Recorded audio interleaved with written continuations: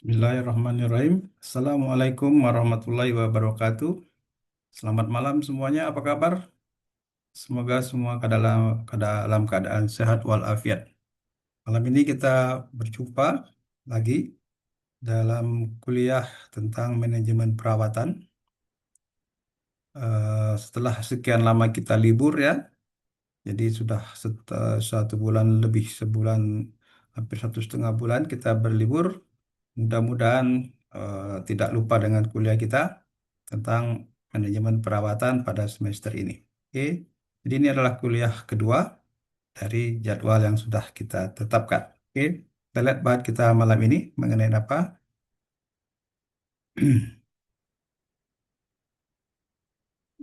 Bentar, kita lihat.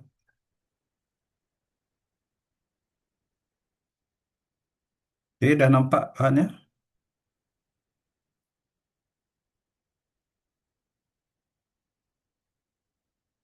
Oke, Bismillahirrahmanirrahim. Allahumma sholli ala Sayyidina Muhammad wa ala ali Sayyidina Muhammad amma ba'du.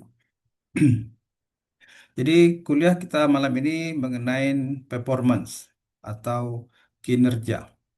Jadi dalam manajemen perawatan, kinerja ini perlu ditunjukkan ya, supaya kita tahu apakah kita sebagai yang mengatur manajemen perawatan ini setelah bekerja sesuai dengan arahan manajemen ataukah terjadi ke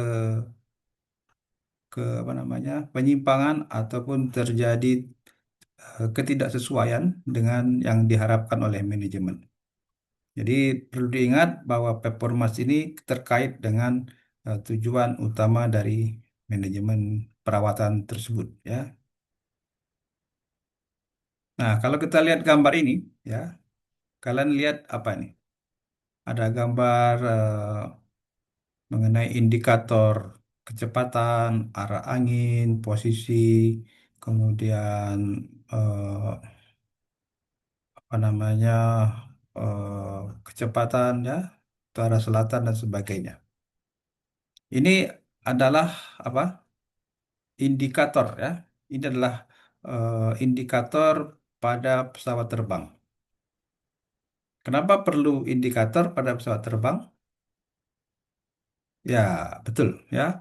Jadi pesawat terbang ini perlu diketahui oleh si pilot di mana posisi dia, gimana kondisi kemiringan, ketinggian dan sebagainya.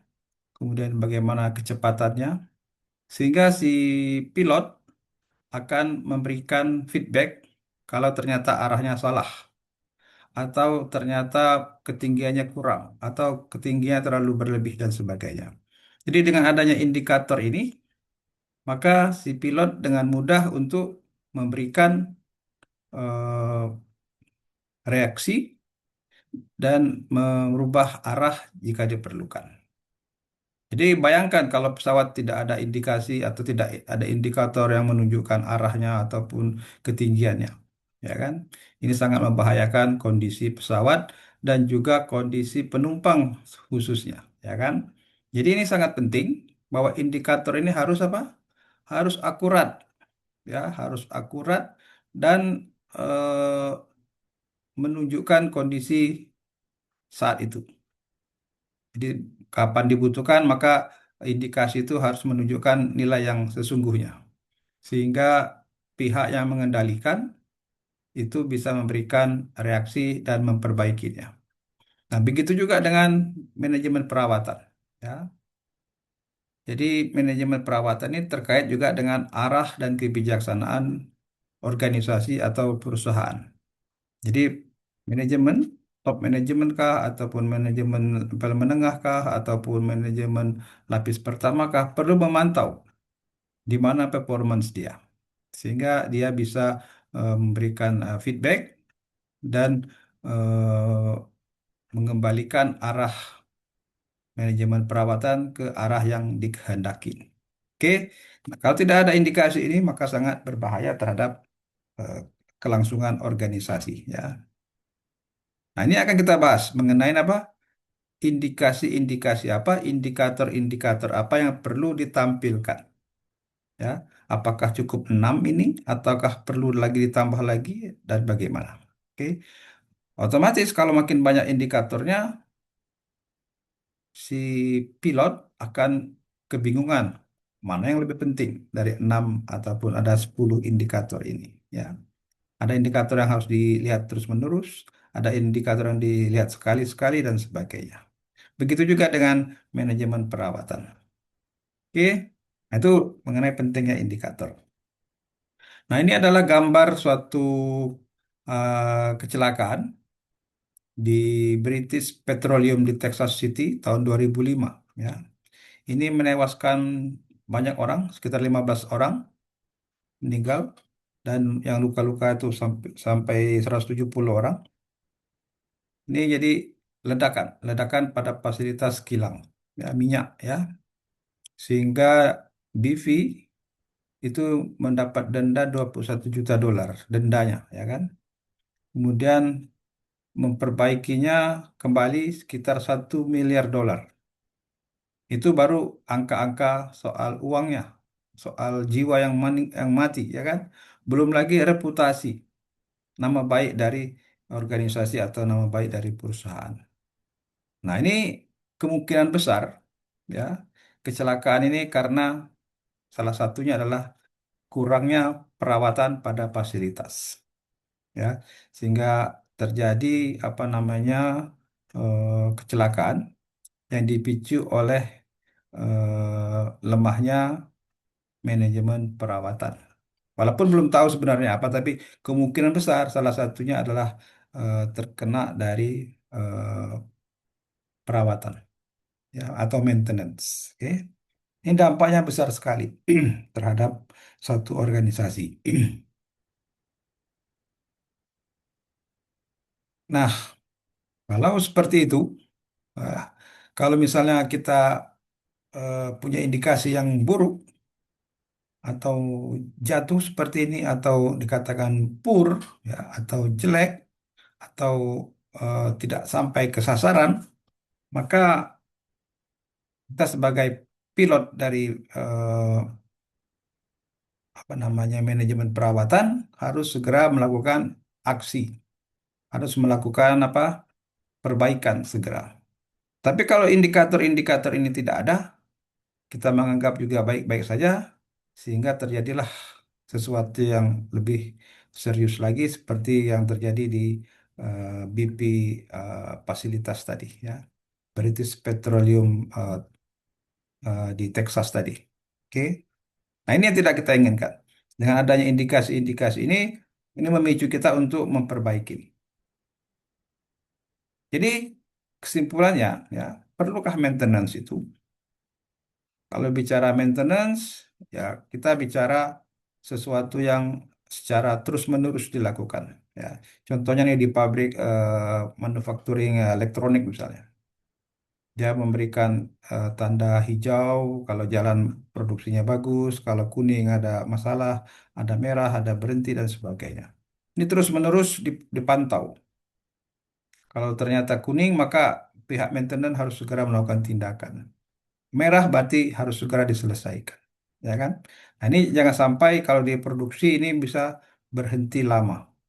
Nah, ini kalau di segi produksi, ya kan? Tadi dari segi apa tadi? Keselamatan, ya kan?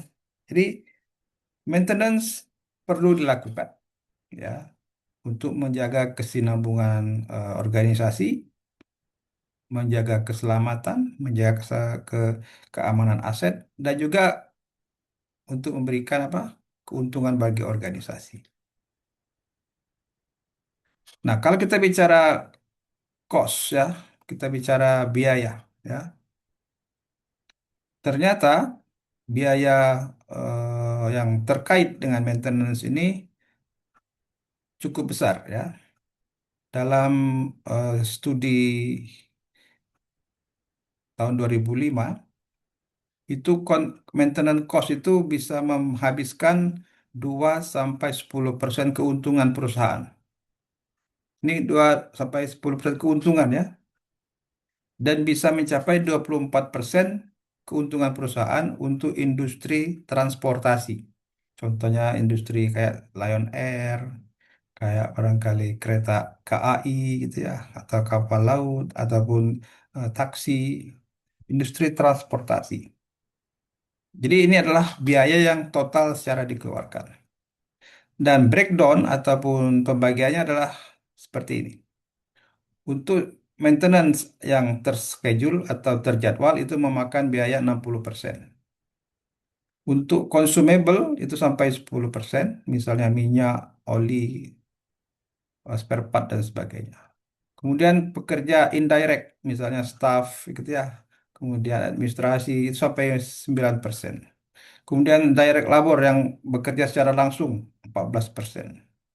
Kemudian maintenance yang tidak terjadwal 3%. Kemudian servis dan material itu sampai 4%. Jadi ini adalah breakdownnya, ya. Jadi kalau kita lihat yang paling banyak adalah apa? Schedule maintenance yang terjadwal, pekerja ada 23%, kemudian consumable itu 10%. Ini yang harus kita cermatin ya untuk menghitung apakah kita tuh boros atau tidak dalam segi maintenance cost. Nah, tugas kita sebagai manajemen maintenance ya, eh, antara lain adalah mengorganisasi sumber daya. Kalau dikatakan mengorganisasi, berarti sumber daya itu sebenarnya di mana-mana itu terbatas. Seperti orang, bahan baku, teknologi, dan lain-lain ya, untuk mencapai strategi dan tujuan organisasi. Kemudian untuk itu kita buat namanya struktur organisasi. Jadi ini kalau dibikin sistem, maka melibatkan interaksi input dan output, ditandai dengan tugas-tugas, alur kerja, pelaporan, saluran komunikasi yang menghubungkan individu dan kelompok yang beragam-ragam. Maka internet organisasi ini perlu dibentuk, ya, perlu dibentuk untuk tujuan yang seperti ini.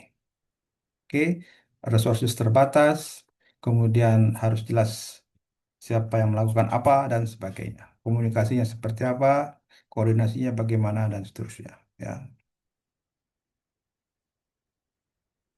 kita kembali ke apa sih peruntukan untuk maintenance itu. Pertama adalah meningkatkan efektivitas operasional. Kalau dikatakan efektivitas operasional artinya apa? Tujuan dari organisasi. Contohnya kemarin saya sampaikan, contohnya industri penerbangan. Industri penerbangan itu targetnya adalah menerbangkan pesawat dengan selamat dan mendaratkannya juga dengan selamat. Nah, kalau ini tidak tercapai, nomor 2 dan 3 tidak bisa dilakukan. Ya, efektif itu artinya tercapai tujuannya. Begitu juga misalnya organisasi pembangkit listrik seperti eh, untuk PLN dan sebagainya. Tujuan organisasi adalah memastikan pembangkit listrik beroperasi 24 jam, ya kan? Nah, itu kalau tidak tercapai, nomor 2 dan 3 ini tidak bisa diharapkan untuk tercapai. Nah, kalau nomor satu sudah tercapai, berikutnya kita bisa meningkatkan pendapatan perusahaan. Ketiga, meningkatkan kepuasan pelanggan. Nah, ini adalah urutan-urutannya. Ya. Sambil setelah itu kita mulai mengurangi biaya modal, mengurangi biaya operasi, dan juga biaya support dan sebagainya. Jadi tantangan terbesar perusahaan hari ini adalah bagaimana biaya-biaya tadi itu tercukupin. Untuk itu perlu strategi maintenance diselaraskan dengan logistik, ya. Logistik karena maintenance itu perlu peralatan, perlu bahan baku, perlu orang, ya. Ini perlu logistik yang harus akurat, ya. Jangan sampai misalnya mesin rusak, kita perlu tenaga ahli, perlu mesin untuk memperbaiki, ini terkendala sehingga kerusakan tadi berlangsung cukup lama, ya. Dan juga maintenance ini menjadi kegiatan multidisiplin, ya. Jadi sebuah equipment atau sebuah facility itu banyak melibatkan disiplin-disiplin yang saling berkaitan, ya. Misalnya dari segi produksi, dari segi apa namanya quality, dari segi safety, dari segi apa namanya human resource dan sebagainya. Jadi maintenance adalah tanggung jawab orang yang cukup apa namanya eh, bisa jadi bukan hanya bidang engineering ya. Jadi sekarang kita belajar ini dipindahkan ke engineering. Pada pelaksanaannya nanti barangkali lebih luas dari situ. Bisa masuk ke bidang finance, masuk ke bidang logistik dan sebagainya. Jadi ini sangat sangat menantang ya untuk bidang maintenance ini. Nah, saya ulangi lagi bahwa maintenance objektif tujuan organisasi harus selaras ya. Jadi selaras dengan tujuan organisasi dulu. Jadi kalau yang dikatakan selaras artinya tim maintenance itu harus sadar diri. Jangan sampai mereka punya target sendiri dalam organisasi.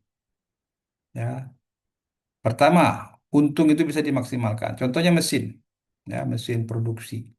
Jadi tim maintenance harus aware kalau ada mesin rusak, dia akan berpikir, wah keuntungan bisa berkurang nih, harus segera mesin rusak itu diperbaiki.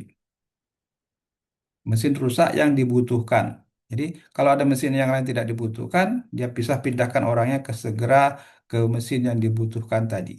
Sehingga keuntungan itu bisa maksimal. Kemudian tingkat kualitas layanan atau produk. Nah ini kalau bisa maintenance itu cepat tanggap. Ya, mana yang dibutuhkan organisasi itu yang dikerjakan. Jadi mereka tidak ada prioritas selain kebutuhan organisasi. Yang ketiga, biaya. Ah, jangan sampai dengan alasan urgensi atau sangat penting, maka biaya meledak. Nah, ini tidak boleh juga. Jadi biaya juga harus dikendalikan. Kemudian lingkungan yang aman dan bersih, ya, demi karena maintenance ini banyak sekali melibatkan apa namanya manusia, bongkar-bongkar produk, bongkar-bongkar fasilitas dan sebagainya. Dan yang terakhir, sumber dayanya harus terus dikembangkan. Karena apa? Mesin-mesin itu makin lama makin canggih, gitu kan ya. Kemudian apa namanya keterkaitan dengan pihak lain juga makin complicated, ya kan? Kemudian fasilitas-fasilitas pendukungnya juga barangkali kayak apa namanya teknologinya juga baru dan sebagainya. Sehingga sumber daya ini harus terus dikembangkan. Nah, ini adalah lima objektif dari eh, maintenance ya. Nah, setelah tadi lima objektif itu dilakukan, maka ada spesifik responsibility khusus untuk maintenance ya. Pertama ini menjaga aset dalam peralatan dalam kondisi baik ya, supaya siap sedia untuk dipakai, ya kan? Kemudian kan melakukan semua kegiatan pemeliharaan. Jadi kegiatan pemeliharaan ini banyak ya, ada preventif, ada prediktif, ada korektif, ada bongkar, ada modifikasi dan sebagainya. Kemudian tadi menghemat, mengontrol suku cadang ini biaya. Kemudian kalau ada mesin baru, pabrik baru, kita lakukan commissioning, ya kan? Kemudian mengoperasikan utilitas dan hemat energi. Jadi ini utilitas ini ya bagian dari support production. Contohnya misalnya kita perlu angin bertekanan, perlu air, perlu udara nitrogen dan sebagainya. Utilitas yang berkaitan dengan jalannya organisasi. Ya, ini adalah spesifik responsibility-nya, tanggung jawab yang khusus untuk maintenance. Nah, kembali lagi ke kinerja. Tadi sudah kita sampaikan di depan bahwa kinerja ini perlu diukur supaya dapat dikendalikan. Sederhananya, sesuatu yang tidak bisa diukur tidak dapat dikendalikan. Ya, jadi untuk mengambil tindakan apa? Yang tepat dan juga koreksi. Ya, untuk mengurangi risiko bidang keselamatan, memenuhi tanggung jawab sosial, meningkatkan efektivitas, efisiensi aset yang dipelihara. Jadi ini adalah apa namanya tujuan dari kenapa kinerja itu perlu kita ukur, ya kan?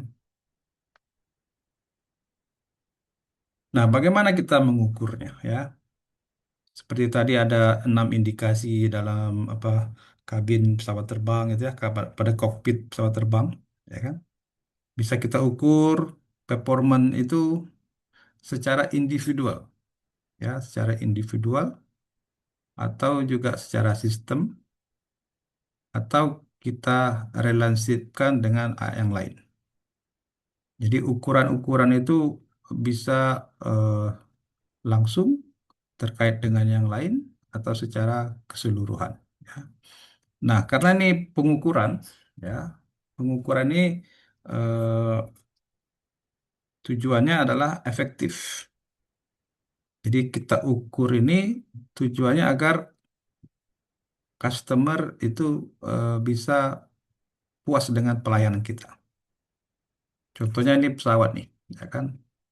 Yang perlu ditampilkan adalah apa? Salah satunya adalah arah, sehingga pesawat itu bisa sampai tujuannya dengan apa? Dengan tepat.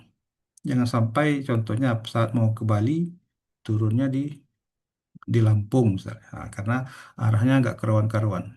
Ya kan? Berarti tidak efektif. Ya. Jadi indikator yang diukur itu harus sesuai dengan apa yang dibutuhkan oleh customer, ujung-ujungnya gitu ya. Targetnya apa. Kemudian efisien. Artinya apa? Bersifat ekonomik dan optimal. Sumber daya itu bisa optimal. Contohnya kalau kita lihat di sini indikator apa? Hmm, Kecepatan. Kecepatan itu terkait dengan indikator bahan bakar gitu ya. Makin dia cepat, makin banyak dia makan bahan bakar dan sebagainya. Kemudian yang berikutnya, dimensi dari performance measurement ini adalah strategic awareness to handle changes ya. Jadi eh, ada kemampuan kita untuk merubah apa namanya melakukan perubahan.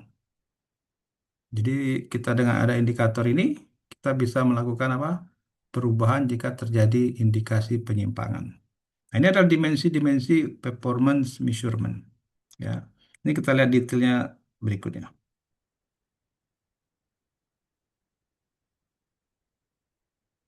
Nah, ini penjelasan yang tadi sudah kita lakukan ya.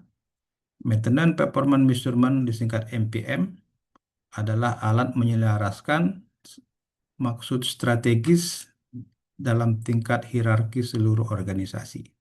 Jadi kalau dikatakan hierarkis, maka setiap apa namanya, setiap jenjang itu punya ukuran-ukuran ya. Jadi misalnya jenjang tertinggi itu ukuran yang dilihatnya apa? Ukuran untuk middle management juga apa? Jadi masing-masing jenjang itu punya kepentingan. Dia mau melihat apa? Ya, jadi istilahnya itu bagaimana melihat dengan cepat kondisi performance dari maintenance. Menggunakan apa namanya? Performance indicator. Jadi manajemen melihat, oh saya ingin melihat OII. Oh kalau misalnya orang lapangan akan melihat berapa banyak mesin rusak, ya kan? Berapa banyak apa namanya tingkat apa namanya spare part, ya kan? Jadi indikator-indikator ini akan dilihat dengan cepat untuk membandingkan apa kondisi aktual dengan kondisi target atau reference. Sehingga kalau target ini kurang, maka dia harus mengambil tindakan. Itulah ya. Jadi kayak kita kalau terlalu cepat naik kendaraan, misalnya mobil atau motor, kita lihat lajunya makin cepat, kita lakukan apa? Mengurangi kecepatan. Jadi indikator itu adalah memberikan arahan kita untuk melakukan tindakan atau tidak. Ini contoh-contoh besaran-besaran ukuran untuk maintenance ya, atau dikenal dalam manajemen itu KPI, Key Performance Indicator, khusus untuk apa namanya maintenance. Contohnya cost. Cost itu targetnya 5% misalnya ya. Kemudian plan uptime. Plan uptime-nya maksudnya waktu hidupnya pabrik. Waktu beroperasional pabrik itu 90%. Ada lagi namanya OII, itu lebih dari 75%. Kemudian ada lagi misalnya labor cost 20 sampai 25%. Ya, ada namanya MTBF. MTBF ini apa? Lamanya eh, mean time before failure, ya, lebih dari 10%. Ya. Downtime karena maintenance 5%. Nah, ini adalah apa namanya rank ataupun ukuran-ukurannya. Nah, ini yang dilihat sama manajemen. Ini juga dilihat oleh orang operation. Ini juga dilihat oleh orang technician. Jadi dengan ada angka-angka ini kita bisa melakukan apa? Tindakan. Kalau indikasi-indikasi ini tidak terpenuhi. Oke, nah ini adalah contoh-contoh indikator pada maintenance.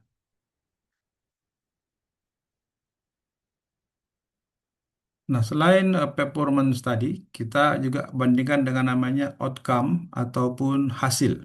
Ya, organisasi yang baik akan mempunyai outcome yang baik disandingkan dengan performance. Ya, contohnya performance apa tuh outcome untuk perusahaan pengiriman misalnya JNE ataupun Tiki dan sebagainya itu, ya. Outcome-nya adalah apa?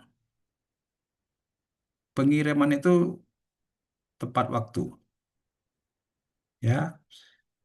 Sedangkan untuk pelanggan ini menjadi eh, pendorong kinerja agar meningkatkan loyalitas pelanggan.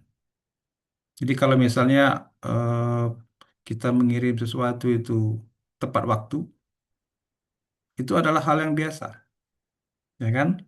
Tapi kalau dia terlambat, nah itu jadi menjadi luar biasa.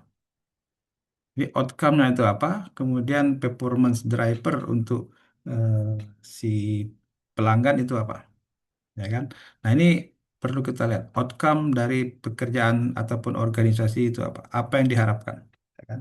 Untuk pelanggan. Oke, nah, kita lihat salah satu indikator yang sering dipakai adalah OEE, singkatan dari Overall Equipment Effectiveness. Jadi ukuran seberapa besar equipment itu bekerja. Contohnya kita punya 10 mesin. Mesin itu 10-10-nya kerja, tidak pernah ada kerusakan. Barangkali mesinnya baru gitu ya. Nah, dikatakan OII-nya 100%. Tapi lambat laun mesin itu semakin berumur, mulai ada kerusakan. Ada yang mengalami maintenance ringan, ada barangkali yang rusak gitu ya. Sehingga barangkali keseluruhan mesin dari 10 itu kadang beroperasi 9, kadang beroperasi 8, kadang rusak 2, kadang rusak 3, dan seterusnya. Barangkali tinggal 80%. Nah, ini dikatakan kalau angka OII itu makin turun, berarti equipment kita tuh banyak tidak bekerja. Kalau OII kita itu tinggi, berarti diharapkan produksi jalan dengan lancar. Nah, ini salah satu indikasi manajemen untuk bagaimana equipment dalam satu facility itu beroperasi secara efektif. Ya. Jadi kalau OII-nya turun, maka manajemen akan segera memanggil apa namanya orang maintenance. Kenapa OII ini kok turun? Karena OII ini kalau dia turun maka produksi akan turun, ya kan? Produksi turun maka produk turun. Kalau produknya turun, kemungkinan penjualan juga turun, sehingga otomatis uang yang masuk menjadi berkurang. Itu anunya apa namanya cara berpikirnya, ya. Ini ukuran-ukuran maintenance terkait dengan productivity, ya. Ini ada banyak istilah-istilah, ya. Nah, ini yang perlu kalian familiarkan, ya. istilah-istilah dalam maintenance seperti ini. Contohnya ini yang saya tandain warna kuning ini, ada namanya A. A itu adalah availability, ketersediaan. Ketersediaan itu adalah plain time dikurang downtime dibagi plain time. Ya. Jadi misalnya plain time-nya 8 jam, kemudian downtime-nya setengah jam, maka hasil presentasi ketersediaan adalah berapa? 8 kurang setengah, 7 setengah dibagi 8. Nah, itu adalah presentasinya. Kalau misalnya plain time-nya 10 jam, downtime-nya tidak ada, berarti availability-nya 100%. Ya.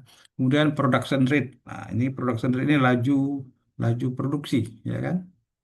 Makin banyak production rate berarti makin banyak yang diproduksi, ya. Kemudian ada lagi quality rate. Quality rate ini total yang dibuat, total production dikurangin total yang rusak. Misalnya kita bikin 100, yang rusak 10. Berarti 100 dikurang 10 dibagi 9, bagi 100. Berarti 90%. Ini terkait dengan apa? Productivity. Ada lagi yang terkait dengan apa namanya kerusakan ya. Mean time to repair. Artinya ini waktu rata-rata kita memperbaiki suatu mesin ya. Jadi mean time itu artinya waktu rata-rata untuk memperbaiki MTTR. Ini kalau misalnya kita ada mesin rusak, rusak ada dari 12 apa namanya eh, berapa banyak waktu yang diperlukan untuk memperbaikinya itu. Misalnya yang rusak ada 10, total jumlah yang waktu yang diperlukan misalnya 10 jam, berarti 10 jam per 10. Ada lagi mean time between failure. Jadi ini berapa lama mesin itu hidup, ya. Contohnya mesin itu rusak, diperbaikin dan jalan lagi gitu ya. Nah, antara jalan dari waktu pertama kali rusak sampai rusak lagi itu dikatakan between failure. Jadi artinya sebenarnya sederhananya berapa lama mesin itu hidup sebelum dia rusak lagi ya. Ada lagi namanya maintenance breakdown severity.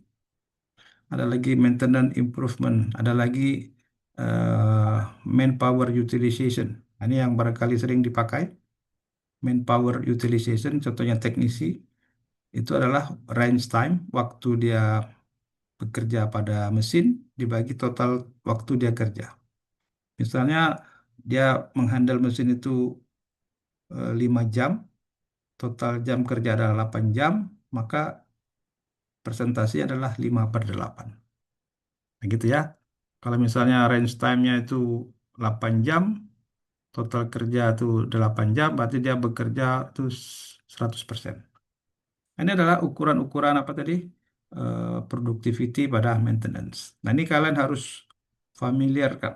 Ya, kalian baca pelan-pelan, kemudian kalian pahamin istilah-istilahnya ini. Oke? Dan kalau belum jelas, kalian buka di buku itu bisa ada lihat keterangannya. Nah, ini saya jelaskan mengenai apa? Range time. Range itu apa? Kunci ya, kunci Inggris ya, range. Kalau kita lihat di bagian maintenance itu ada kunci Inggris, kunci apa ya, kunci-kunci itulah. Maka disebut kalau di bidang maintenance ya orang yang bekerja lah ya. Range time adalah waktu aktual yang digunakan teknisi bekerja langsung pada alat peralatan atau mesin atau tugas teknis. Seperti mengencangkan baut ya pakai wrench, pakai kunci, mengganti suku cadang, menyetel mesin dan lain-lain ya. Ini tidak termasuk waktu menunggu izin kerja, perjalanan ke lokasi, briefing dan sebagainya. Ini disebut sebagai waktu delay ya. Jadi waktu range time itu betul-betul waktu bekerja pada mesin tersebut. Waktu yang lain-lain itu disebut idle ya atau delay. Ini penting untuk kita ukur ya, seberapa banyak betul teknisi kita itu bekerja. Contohnya begini, misalnya total jam kerja per hari itu 8 jam.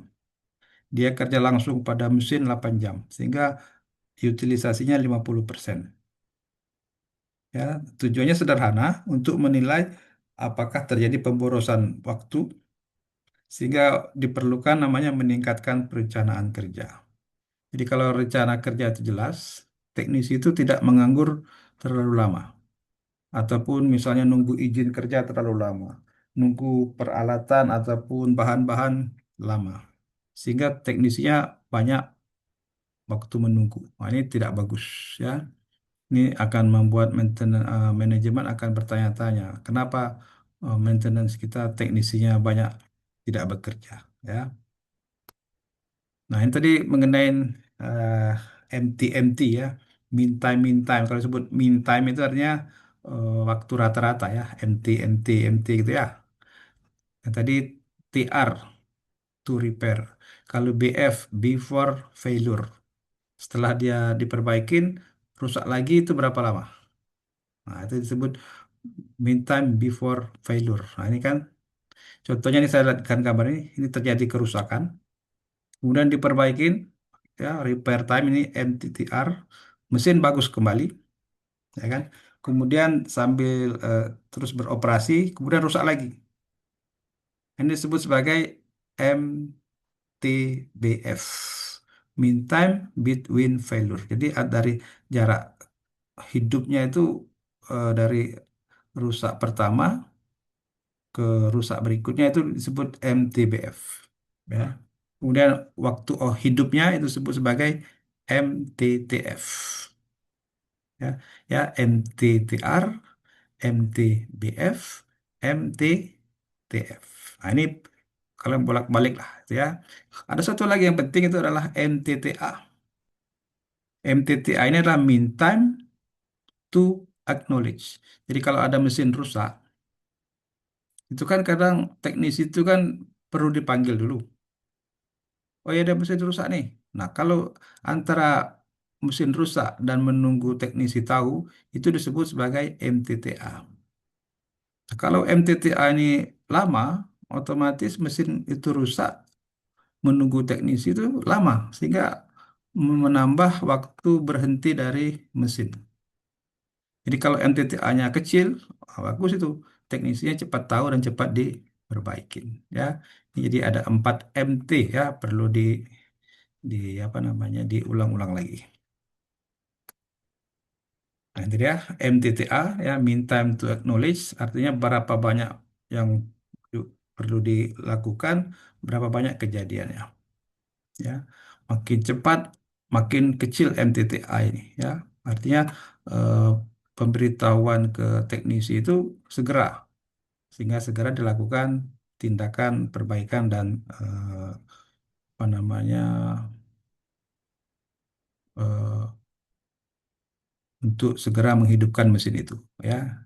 MTTA itu ukurannya adalah makin kecil makin bagus ya. Kalau misalnya MTTR makin kecil makin bagus, makin cepat. Kalau MTTF itu makin besar makin bagus. Kalau ini MTT MTBF ini makin apa nih? MTBF itu tambahan antara repair dengan MTTF, ya kan? Seperti itu ya. Tengok di gambar ini supaya lebih mudah ya. Nah, ini contoh menghitung MTTA. Misalnya ada kejadian mesin rusak, waktu terjadinya rusak itu jam 8, diketahui jam 8:05, sehingga MTTA-nya berapa? 5 menit. Kemudian yang kedua ada lagi rusak 8:30 diketahui 3:44 menit. Kemudian yang ketiga diketahui dalam 7 menit. Sehingga rata-rata MTTA itu adalah dari tiga kejadian itu 5,3 menit. Nah, kalau misalnya waktu diketahui itu kurang dari 5 menit, berarti lebih cepat teknisi itu merespon kejadian. Ya, seperti itu. Nah, kita kembali ke ukuran mengenai apa tadi? Yang tadi itu yang kita jelaskan mengenai OII dan segala macam itu ya. Ada availability, ada performance, quality, itu adalah OII. Jadi tiga ini A dikali P dikali Q itu dikatakan sebagai OII. OII ini dalam persen ya. Jadi availability ya, availability itu ini ya. Eh, kita lihat dari atas dulu ya. theoretical production time. Theoretical production time ini misalnya 1 tahun, ya kan? Kemudian ada lagi plan production time, dikurangin downtime. Nah, ini artinya downtime-nya berapa lama kira-kira, makanya disebut sebagai planning factor.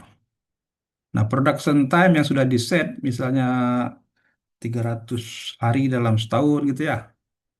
Nah, itu dikatakan dibagi lagi dengan gross operating time, dikurangin downtime yang tidak direncanakan.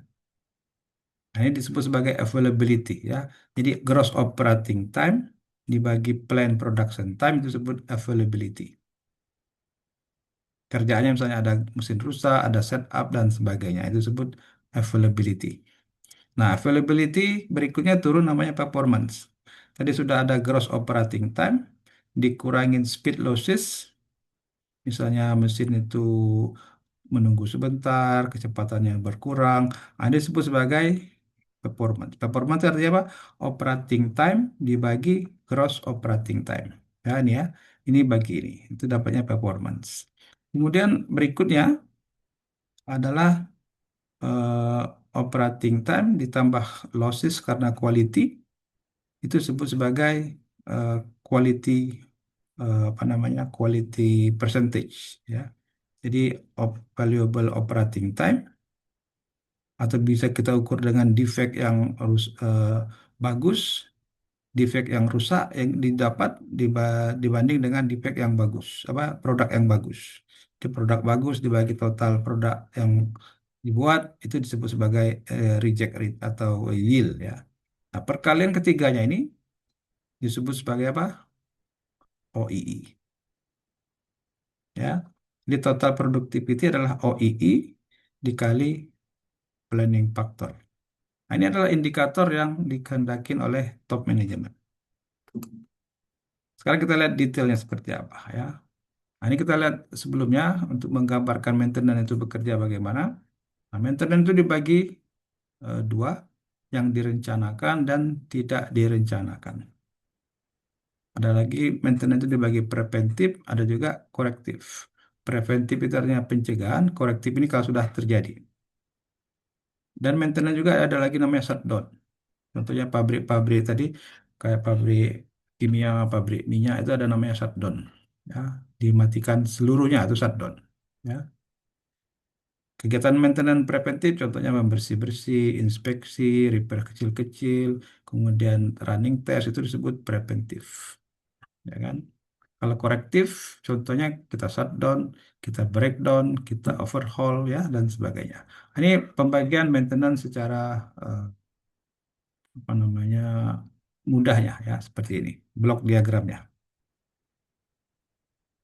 Nah, kalau kita ditanya berapa sih kebanyakan persentase dari maintenance itu ya, yang kita lakukan itu kebanyakan adalah direncanakan, ya namanya preventif ya. Ini preventif itu masuk ke maintenance yang direncanakan. Ya, ini sebagian besar ada di sini ya.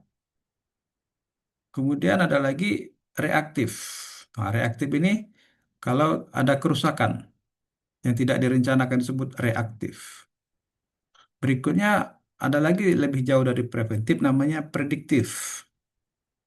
Prediktif ini sebelum dia rusak sudah kita perkirakan. Ini lebih canggih lagi. Jadi misalnya mesin itu masih jauh dari planning untuk diperbaikin, tapi kita lihat gejala-gejalanya ada kerusakan. Itu disebut sebagai prediktif.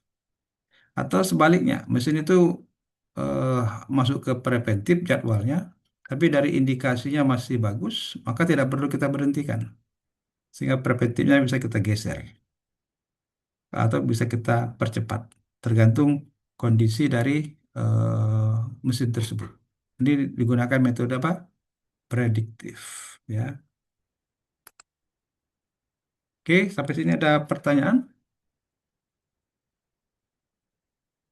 Nah, dengan harapan apa tadi maintenance yang seperti itu kita punya indikator, kita punya apa namanya macam-macam maintenance, preventif, prediktif, reaktif. kita punya organisasi yang sudah dibuat, ya kan? Artinya sudah banyaklah kita lakukan, ya kan? Apakah itu menjamin kesuksesan dari organisasi maintenance kita? Kira-kira gimana? Apakah yakin kalian sukses? Siapa yang mengatakan kita itu maintenance itu berhasil ataupun sukses? Karena maintenance ini sifatnya adalah melayani, ya. Maintenance itu adalah melayani dari pihak production. Jadi terus terang kita katakan bahwa maintenance itu bekerja untuk menyukseskan production atau dengan kata lain menyukseskan tujuan perusahaan. Nah, ini harus kalian camkan ya nanti kalau kalian berkecimpung di manajemen ini tercapai atau tidak. Jadi maintenance itu selalu disalahkan kalau terjadi kerusakan mesin atau terjadi kegagalan dari operasional. Maka akan selalu diamatin. Oke. Nah, oleh sebab itu nanti ada namanya change management. Jadi kepuasan pihak manajemen itu akan menentukan apakah kita sebagai pihak maintenance itu perlu berubah atau tidak. Yang pertama apa yang terjadi pada change management? Contohnya tidak puas dengan kerja pemeliharaan oleh organisasi atau manajemen pabrik. Ya, nah, ini makanya penting ya. Kita merasa kita sudah bekerja, tetapi organisasi atau pihak production mengatakan maintenance tidak memberikan pelayanan yang memuaskan. Oke, berarti ada yang salah dengan manajemen perawatannya. Yang kedua, akuntabilitas ataupun tanggung jawab.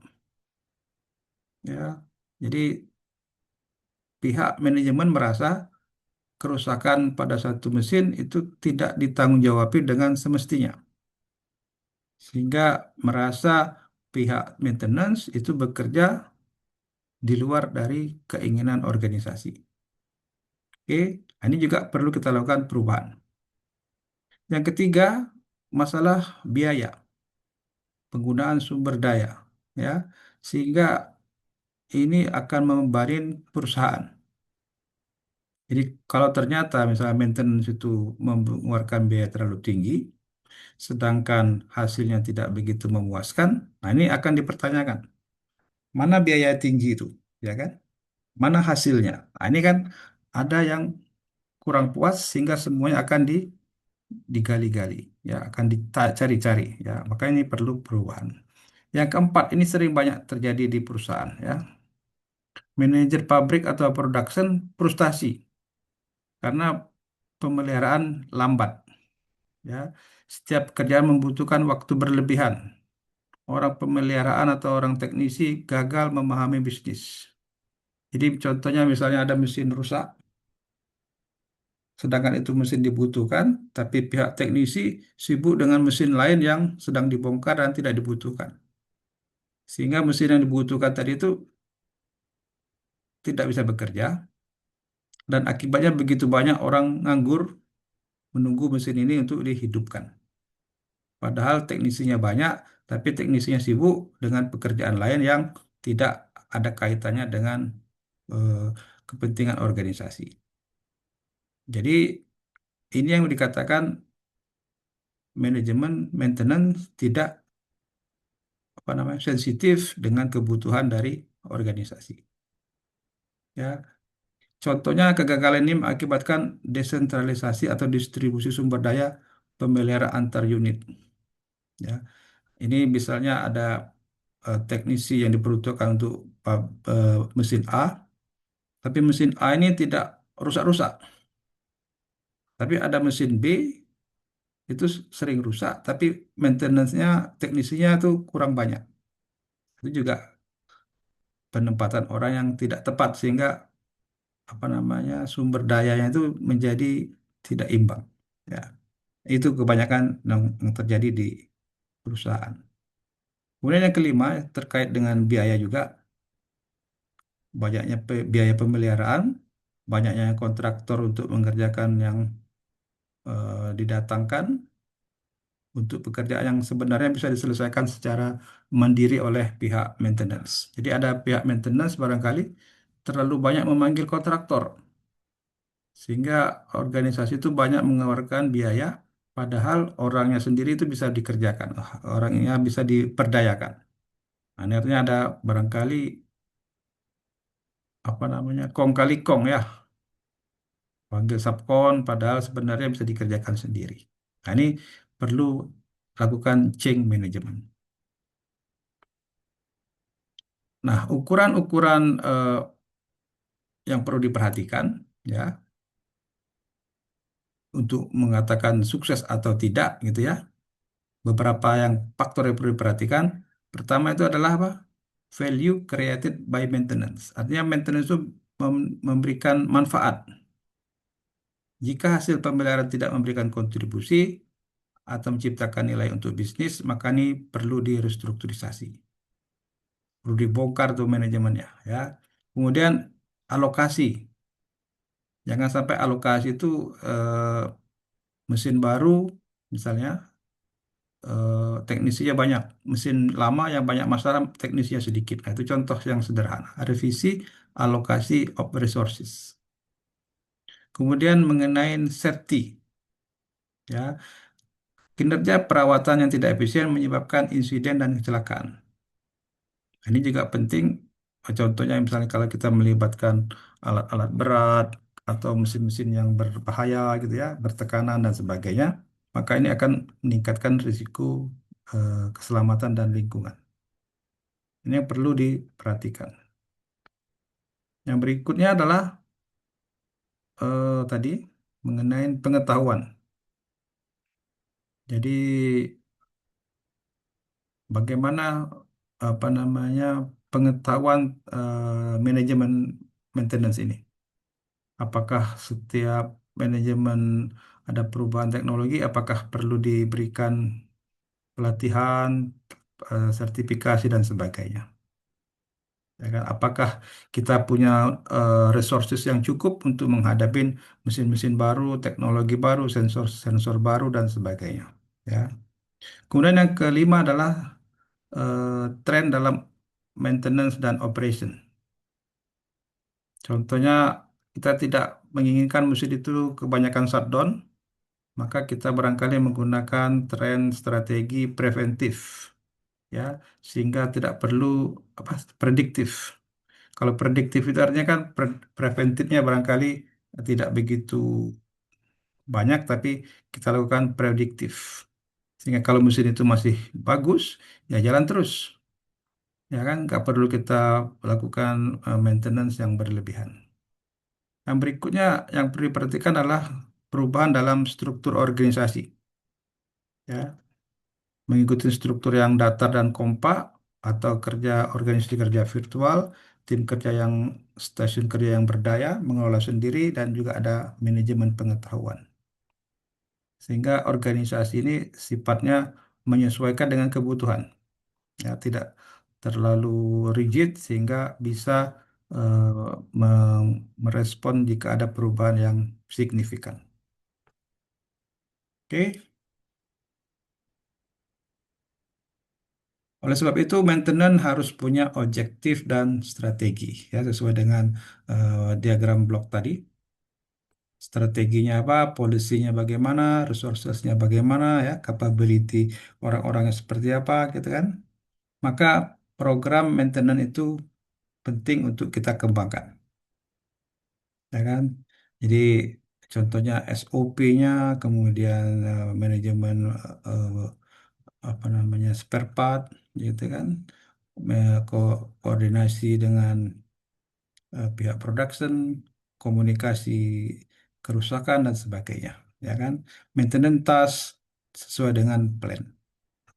Jadi kalau sudah ada seperti ini, ya mudah-mudahan eh, apa namanya yang diharapkan tadi indikator-indikator tadi menunjukkan hal yang sesuai dengan permintaan, ya. Nah, yang berikutnya yang mendukung maintenance ini adalah untuk melakukan performance yang baik adalah logistik. Yang dikatakan logistik itu adalah orang, kemudian suku cadang, bahan habis pakai, peralatan, instruksi, manual, dokumen, dan lain-lain. Jadi kalau logistiknya ini macet, ya, maka otomatis maintenance tadi terkendala, ya kan? Logistik juga sebagai penggerak kinerja, sehingga tidak ada orang menganggur ataupun mesin rusak menunggu terlalu lama. Tidak tersedianya tadi personal, suku cadang, bahan baku, ya, perlu diwaspadain karena akan menjadi apa? Pembunuh kinerja atau performance killer. Bilang, bayangkan saja misalnya, satu mobil ada 4 roda gitu ya, rodanya kurang satu, otomatis seluruh mobil itu tidak bisa dipakai. Padahal bannya cuma kurang satu. Contohnya seperti itu ya. Disebut performance killer. Ya, ini juga akan menjadikan apa namanya organisasi kita tuh kelihatan jadi tidak bekerja dengan maksimal. Ya, gara-gara apa? Logistik. Oke. Nah, berikutnya apa yang perlu kita kita kembangkan, mendefinisikan MPI tadi. Nah, MPI ini kadang ditakutin oleh pihak-pihak tertentu, ya kan? Sehingga apa? Yang ditakutin apa? Yang ditakutin bahwa semuanya ditransparan, ya kan? Kalau kerja tidak bagus, nampak langsung dengan indikatornya. Ini kan membahayakan bagi orang yang tidak ingin bekerja dengan baik, gitu ya. Kalau misalnya kerja itu tidak baik, tidak diketahui, orang dia senang. Tapi kalau tidak bagus dan cepat diketahui, maka dia tidak suka. Ini perlu dipikirkan, ya kan? Sehingga indikator tadi itu harus diapakan, disosialisasikan. Sebenarnya bukan untuk memata-matain orang yang tidak mau bekerja, tetapi semata-mata untuk melakukan maintenance agar sejalan dengan kepentingan perusahaan. Jadi bukan untuk menangkap-nangkapin orang yang tidak bekerja atau tidak melakukan pekerjaannya dengan baik. Ya. Jadi bagaimana kita mendefinisikannya ada 9 di sini. Ya. Indikator yang relevan. Tadi kita lihat ada 6 di pesawat tadi. Ya. Indikator apa lagi? Apakah perlu ditambah lagi? Kemudian bagaimana kait-kait indikator tersebut? Apakah indikator tersebut memenuhi kebutuhan manajemen? Apakah dapat diukur secara objektif? Ya kayak dari MTTR, MTBF, NTTA gitu kan? Apakah indikator tadi menantang dapat dicapai? Apakah buat orang frustasi atau bagaimana gitu kan? Apakah bisa diukur dengan tingkat kuantitatif atau kualitatif? Kemudian tindakannya apa kalau misalnya indikator tadi ternyata buruk? Apa tindakan korektifnya dan kapan cara memperbarui dan memperbarui MPI-nya? Ini yang perlu dipikirkan ya, how to define MPI. Ya, ini tugas dari apa? Manajer, maintenance dan juga manajemen dalam perusahaan. Ya,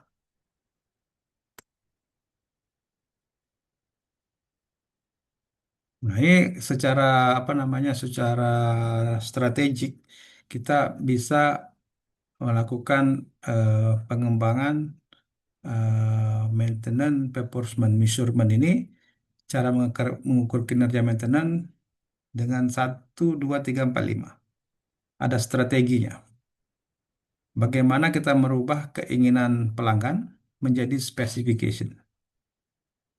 Contohnya keinginan pelanggan itu produksi itu eh, terkirim tepat waktu, kuantitinya cukup. Itu kan keinginan si pelanggan, kuantitinya cukup, tepat waktu. Strateginya apa? Berarti kita harus mengamatin dengan contohnya OII. OII tadi apa? Indikasi dari ketersediaan equipment, berapa banyak mesin yang hidup ataupun beroperasi. Sehingga kalau itu bisa menunjukkan berapa banyak produksi. OII nanti kaitannya dengan apa? Produksi. Sehingga keinginan customer tadi apa? POC tadi, voice of customer, kuantitinya cukup, tepat waktu, terpenuhi. Nah, itu dikatakan strategi. Kemudian isu organisasi.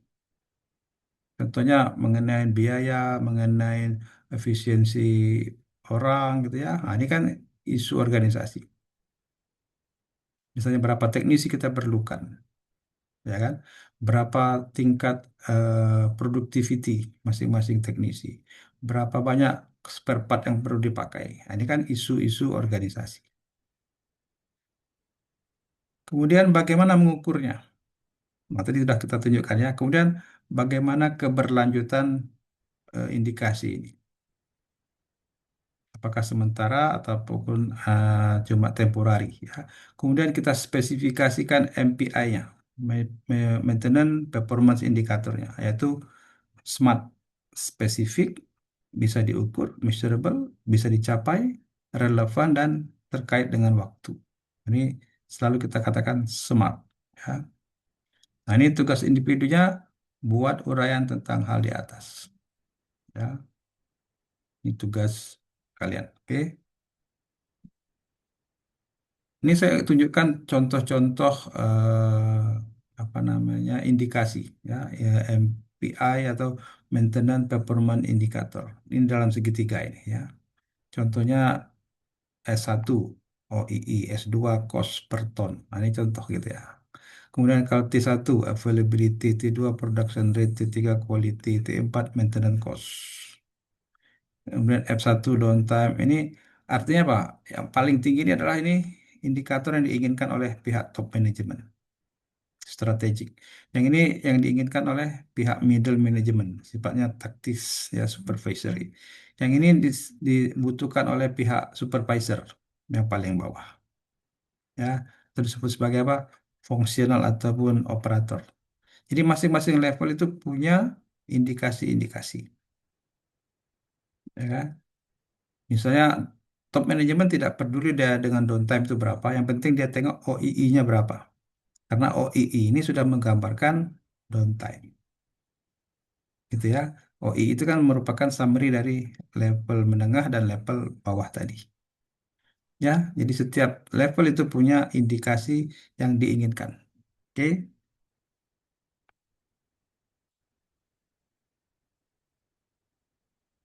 Nah, sebelum kita melaksanakan atau mengimplementasikan tadi yang kita buat MPI tadi, indikator-indikator tadi, contohnya tadi ada 6 indikator di pesawat tadi. Kan ini perlu kita cek untuk apa? Reliability-nya, ketersediaannya atau apa namanya testing ya. Jangan sampai indikasi tadi itu yang di pesawat tadi, pesawat jalan ke kanan, indikasinya menunjuk ke kiri gitu kan. Nah, itu kan tak boleh. Jadi kita harus tes ya. Contohnya dia pesawatnya tingginya 5.000 meter, dia harus menunjukkan betul-betul 5.000 meter. Ya kan? Nah, ini maka sebelum dites, sebelum diimplementasikan, maka kita lakukan testing. Contohnya, apakah customer satisfaction related indicator itu ada? Adakah cost related indicator? Ataukah ada equipment related indicator? Ada juga maintenance task related indicator. Ada kemudian learning growth related indicator. Ada safety-nya. Kemudian satisfaction dari employee-nya. Ini perlu cek sesuai dengan indikator-indikator ini. Ya, sama kayak tadi eh, pesawat tadi ya. Kalau dia jalan ke kanan, ya indikatornya menunjuk ke kanan. Kalau ketinggiannya 5.000, berarti tunjukkan ke levelnya 5.000. Kalau minyaknya tinggal setengah, ya levelnya menunjukkan setengah. Ya. Itu dikatakan testing sesuai dengan reliability-nya. Ini tabel ya untuk eh, kita memudahkan contoh ya. Jadi ini level 1, ini level 2, ini level 3, ini level paling tinggi level 1 ini. Ya, level 2 di sini ada level 2 perlunya OI. Tadi level 1 level yang paling tinggi perlu OI ya. Ini terkait dengan apa? Ini hierarki, ini kriteria. Saya terkait dengan equipment, indikatornya ini. Terkait dengan cost, indikatornya ini. Ya.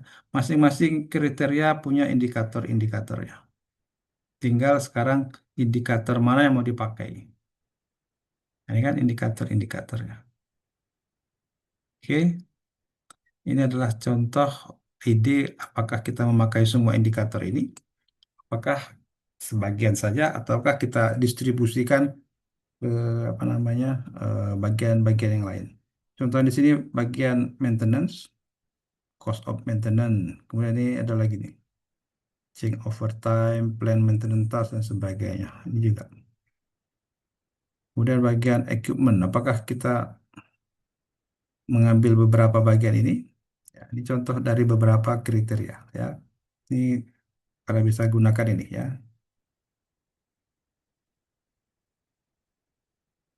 Jadi saya katakan ya, implementasi sistem ini sangat penting. Ketakutan politik dan subversi sebagai isu yang terlibat dalam fase ini. Tadi saya katakan ada yang tidak suka karena akan terganggu dengan kenyamanan dia waktu bekerja. Contohnya selama ini tidak ada masalah, semenjak ada indikator ini, nampak semua kinerja dia. Sehingga dia selalu menjadi masalah. Ya kan? Maka ada orang subversif melakukan apa namanya eh, tindakan-tindakan sabotase gitu kan, melakukan politik office ya, kemudian ada ketakutan-ketakutan sehingga kinerjanya menjadi menurun dan sebagainya. Sehingga organisasi harus dilatih terlebih dahulu untuk menciptakan kesadaran perlunya MPM dan manfaatnya. Sehingga kalau sudah manfaatnya terasa, maka organisasi otomatis anggota juga akan support ya, akan mendukung ya, sehingga tidak menjadi eh, counterproduktif gara-gara ada sistem yang mengawasi kinerja ini. Itu yang diharapkan ya. Oke, sehingga apa? Sehingga good, excellent, ya, good performance. Ini menjadi harapan dari pihak apa? Pihak perusahaan. Bukan hanya pihak maintenance, tapi harapan dari pihak perusahaan. Nah, secara apa namanya? Secara holistik atau keseluruhan ya, ini bisa kita lihat bagaimana apa namanya MPM framework itu ya, misalnya dari segi training, information capital, teknologi, dari segi organisasi, dari HSE-nya, dari employee satisfaction-nya, dari maintenance related test-nya, gitu kan. Ini terkait-kait seperti itu. Ya. Ini dari atasnya seperti ini, ya. Productivity, kemudian perkembangan, kemudian long term value. Ya. Ini terbalik ya. Ini dulu baru yang tadi ya.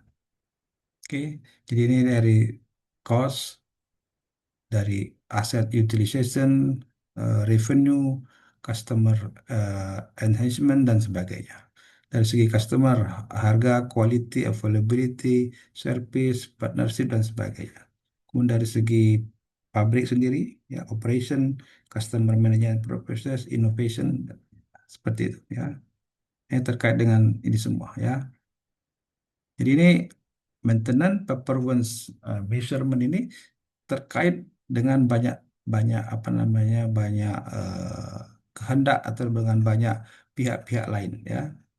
Jadi maintenance itu bekerja sebenarnya diawasin oleh banyak pihak. Nah, ini beratnya tugas maintenance ya. Jadi maintenance itu tidak menjadi istilahnya bekerja sendiri, tapi dia akan dirasakan oleh pihak-pihak lain yang kalau merasa dirugikan dia akan komplain. Ini perlu kalian harus perhatikan di situ ya. Sekarang kita ada tugas ya. Tadi sudah ada tugas yang pertama tadi. Ini tugas yang berikutnya. Ini ada tabel ataupun pohon eh, tentang apa namanya eh, bagaimana produksi itu dijalankan ya. Saya jelaskan sedikit mengenai ini ya. Misalnya ada production per hour itu 100 ya. Kemudian yang direncanakan itu ada 8.000 jam. Oke. Maka productionnya per tahun adalah berapa? 100 kali 8.000. Ini komanya ribu ya, bukan ratus ya. Kalau disebut koma dalam bahasa Inggris itu ribu, 1.000. Ini 8.760. Berarti productionnya adalah berapa? Dalam satu tahun 876.000. Gitu ya, maksimum. Ya kan? Kemudian ini ini rencana ya. Kemudian OII tadi apa? Ke overall equipment effectiveness ada 65. Otomatis kalau ini kita kalikan tadi ya 876 dikali 65 menjadi cuma 569 ribu kok 400. Nah, kalau ini OII-nya makin tinggi otomatis aktual outputnya makin tinggi.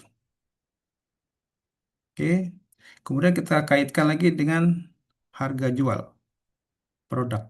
Ini dikalikan 569.400 kali satu unit itu 1.500, maka dapatnya 854 juta harga jualnya, revenue namanya ya.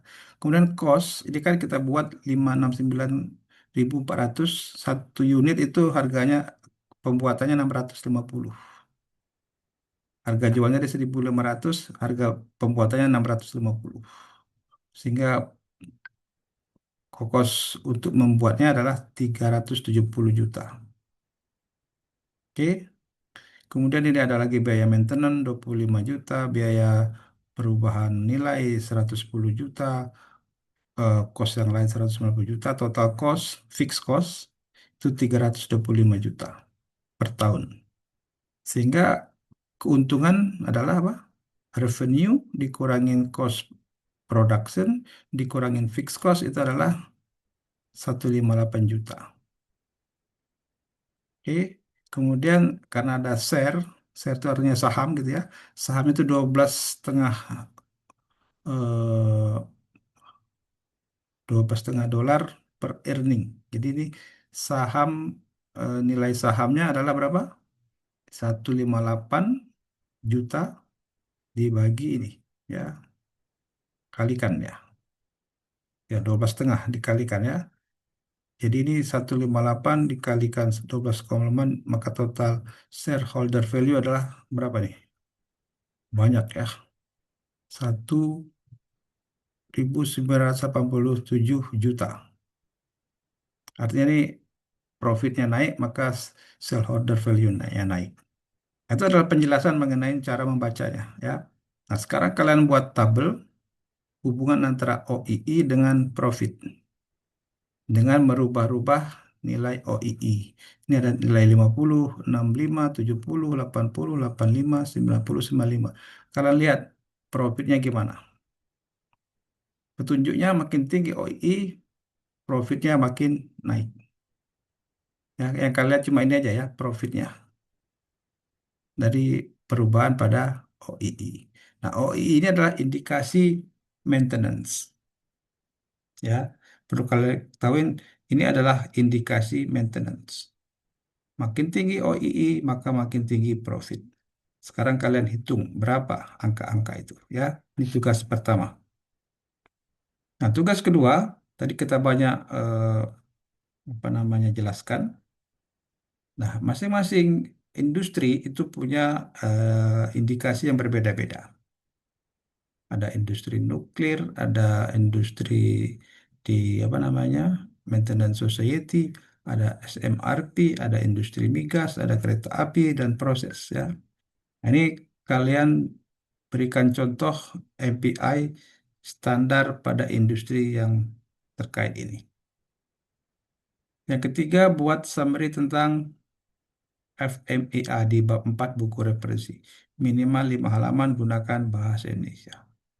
Nah, ini ya, semua tugas-tugas ini kalian buat tulis tangan. Ya, tidak boleh menggunakan eh, apa namanya di print ataupun digunakan Word ya. Harus menggunakan tulis tangan. Jadi ada 1, 2, 3 tugas ditambah tadi tugas sebelumnya ya. Oke, saja eh, kuliah kita malam ini. Ya, mudah-mudahan bisa kalian pahamin dan kalian kerjakan tugasnya. Terima kasih ya.